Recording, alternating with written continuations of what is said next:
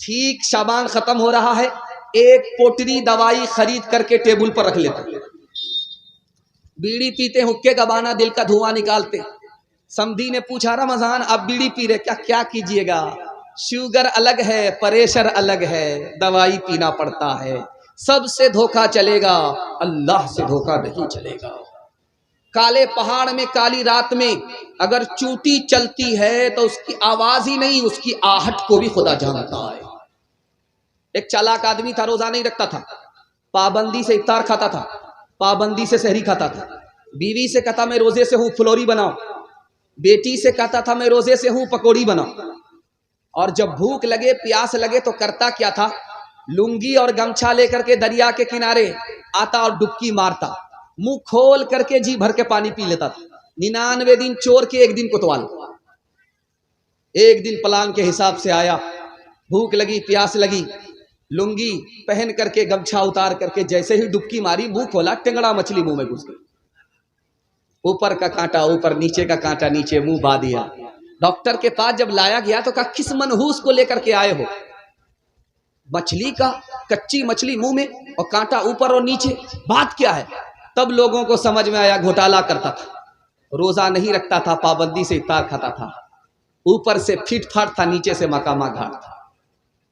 ایک خاص بات بتانے کے لیے جا رہا ہوں، اعتکاف کے لیے 20 رمضان میں آدمی نہیں ملتا، ڈھونڈیے پورے محلہ میں کہ کوئی ایک آدمی بیٹھے، ایک جوان نہیں ملے گا آپ کو۔ کیوں؟ موبائل دیکھنے کی فرصت ہے اس کو، نیکی کمانے کی فرصت نہیں ہے۔ اب کس کو ڈھونڈا جاتا ہے؟ ڈھونڈ کر کے ریٹائر بوڑھے کو لایا جاتا ہے، جو پورے محلے میں سب سے زیادہ ریٹائر ہے، اس کو لا کر کے بٹھایا جاتا کہ آپ تو فری ہیں، بیڑی پیتے رہیے گا، اعتکاف میں بیٹھے رہیے گا۔ اب ان کو لایا جاتا ہے، جو بوڑھا اپنا بوجھ نہیں اٹھا پاتا اس کو کرائے میں لڑ کے بٹھایا گیا ہے، پورے محلے کا بوجھ اٹھانے کے لیے مسلمانوں نے اعتکاف کا تماشا کر دیا۔ اور ہماری تراویح کتنے دن میں ختم ہو جاتی ہے؟ 10 دن میں۔ تراویح کتنے دن میں ختم ہو رہی ہے؟ 15 دن میں۔ اللہ کا بندہ، یہ تراویح ختم نہیں ہو رہی ہے، قرآن ختم ہو رہا۔ تراویح تو چاند سے شروع ہوتی ہے، چاند پر ختم ہوتی ہے، یہ ختم قرآن ہو رہا ہے۔ 20 رمضان سے پہلے چھٹی ہو گئی، کوئی بھی نماز پڑھنے کے لیے مسجد میں نہیں آ رہا ہے، بازار میں کپڑا خریدنے کے لیے جا رہا ہے، مسجد میں نہیں آ رہا ہے۔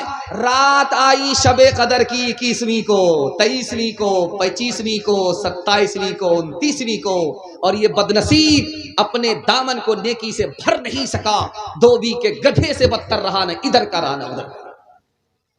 ایک خاص بات، رمضان میں تراویح کے لیے کمیٹی بیٹھتی ہے، پلان ہوتا ہے، ایسا حافظ چاہیے جو ریلا حافظ ہو، ریلا ایک دن میں دلی پہنچا دے، راجدھانی ہو شتابدی ہو، تمام اندھوں میں کانا راجا ایک حافظ آ گیا۔ اس نے کہا آپ لوگ تراویح سننا چاہتے ہیں؟ کہا ہاں۔ کہا کتنے دن میں سننا چاہتے ہیں؟ آپ کتنے دن میں سنا سکتے؟ کہا ایک دن میں آپ ہمارے پیچھے آنکھ بند کیجئے، ہم آپ کو سیدھا دلی پہنچا دیں۔ بولا نہیں بہت بھاری ہو جائے گا، 3 دن میں ختم کیجئے۔ پہلا دن آیا 10 پارے ہو گئے، دوسرا دن آیا 20 پارے ہو گئے، تیسرا دن آیا تو اعلان کیا مبارک ہو تراویح ختم۔ ایک آدمی پیچھے تراویح سن رہا تھا، اس کو سورہ یاسین یاد تھا، اس نے کہا پورا قرآن پڑھ دیا، سورہ یاسین نہیں آئی، ضرور گھوٹالا کیا، یعلمون تعلمون کر کے دلی پہنچایا۔ کہا حافظ صاحب برا مت مانیے گا، آپ لگتا ہے گھوٹالا کیے ہیں، آپ نے یعلمون تعلمون کر کے قرآن ختم کیا ہے، سورہ یاسین تو نہیں آئی۔ یہ سمجھ گیا میری چوری پکڑی گئی، اب یہ نکلنے کا راستہ تلاش کر رہا ہے۔ یہ کہتا آپ نے بالکل صحیح کہا، میں نے جان بوجھ کر کے چھوڑ دیا تھا۔ سورہ یاسین زندہ پر نہیں پڑھی جاتی ہے، مردہ پر پڑھی جاتی ہے۔ اگر میں کھڑے کھڑے پڑھ دیتا، آپ لوگ کھڑے کھڑے ہوتے تو سب لوگ گھلٹ جاتے، سب کا جنازہ اٹھ جاتا، اس لیے چھوڑ دیا تھا۔ مسلمانوں سنبھل جاؤ، سنبھل جانے کا وقت آیا، بہت سوئے ہو تم اب ہوش میں آنے کا وقت آیا، بہت سوئے ہو تم اب ہوش میں آنے کا وقت آیا، جلا ڈالی تھی تم نے کشتیاں اندلس کے ساحل پر، مسلمان پھر تیری تاریخ دہرانے کا وقت آیا، جہاں سے 313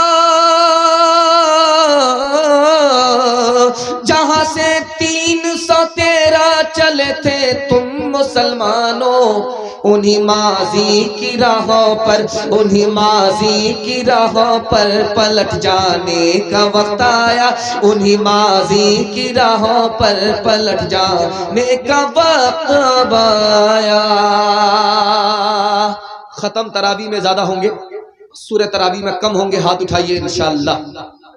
یہ دیکھیے ہاتھ اٹھانے والے کہاں ہیں؟ یہ سسرال میں ہے کہ پنڈال میں ہے؟ ذرا انصاف کیجیے۔ یہ کنیا کے بھی ماموں ہے، دلہا کے بھی ماموں۔ دھیان سے سنیے گا، دوسری کوتاہی رمضان کے حوالے سے آپ کو سنانے کے لیے جا رہا ہوں۔ بالکل آپ کا جلسہ نکلنا، آپ نے میرا اتنا دل خوش کر دیا کہ آپ کو دل سے میں دعا دے کر کے جا رہا ہوں، اللہ آپ کے جوان بیٹے کو جائز روزگار عطا فرمائے، جوان بیٹی کے لیے اللہ غیب سے مناسب جوڑے کا انتظام فرمائے۔ دھیان سے سنیے گا دوسرا نمونہ۔ رمضان کے مہینے میں ہم لوگ روزہ رکھتے ہیں، بھوکا رہتے ہیں، پیاسا رہتے ہیں، اور کب تک رہتے ہیں؟ جب تک سورج ڈوب نہ جائے۔ اور جانتے ہیں ایسا کیوں کرتے ہیں؟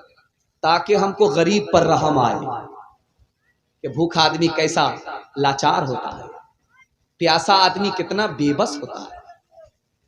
ہم نے روزہ رکھا، صبح سے لے کر کے شام تک بھوکے رہے، پیاسے رہے، اور غریبوں پر ہمیں رحم نہیں آیا، ہمارا روزہ بے اثر ہو گیا۔ اور جانتے ہیں ہم فطرہ کب نکالتے ہیں؟ سیدھے عید کے چاند میں فطرہ نکالتے ہیں۔ اگر غریبوں پر رحم آتا تو آپ پہلے فطرہ نکالتے، اور فطرہ میں آپ کیا دے رہے ہیں؟